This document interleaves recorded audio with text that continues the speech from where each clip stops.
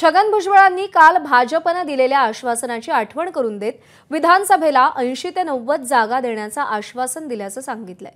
त्यावर फडणवीसांनीही भाजप मोठा पक्ष असल्याचं म्हटलंय आणि यावरून आता भुजबळांनी कालच्या वक्तव्यानंतर आज स्पष्टीकरण दिलंय।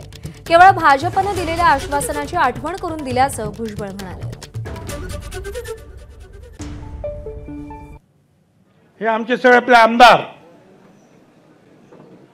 50-54 त्याचे 2-4 इकडे तिकडे गेले, बरोबर। योग्य तो वाटा जो आहे महाविकास महायुतीमध्ये जे आहे आपल्याला मिळाला पाहिजे।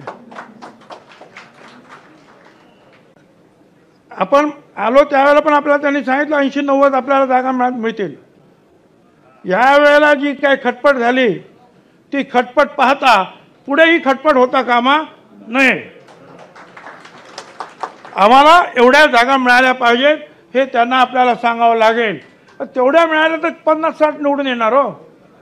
विधानसभेमध्ये कोणी किती जागा लढायच्या या संदर्भात तिन्ही पक्षाचे नेते एकत्रित बसतील, योग्य फॉर्म्युला ठरवतील आणि त्यानुसार तिन्ही पक्षांना जागा मिळतील। निश्चितपणे भाजप सर्वात मोठा पक्ष असल्यामुळे भाजपला सर्वात जास्त जागा मिळतील, पण आमच्यासोबतचे जे 2 पक्ष आहेत त्यांचा पूर्ण सन्मान हा यामध्ये राखला जाईल। खासदारकीच्या जागा मिळणार आहेत लढवायला, इतक्या आमदारकीच्या जागा लढवायला मिळणार आहेत, एवढे मंत्रिपद मिळणार आहेत। ह्या सगळ्या गोष्टीची जी आहे चर्चा झाली होती, त्या चर्चेची मी केवळ त्यांना आठवण करून दिली।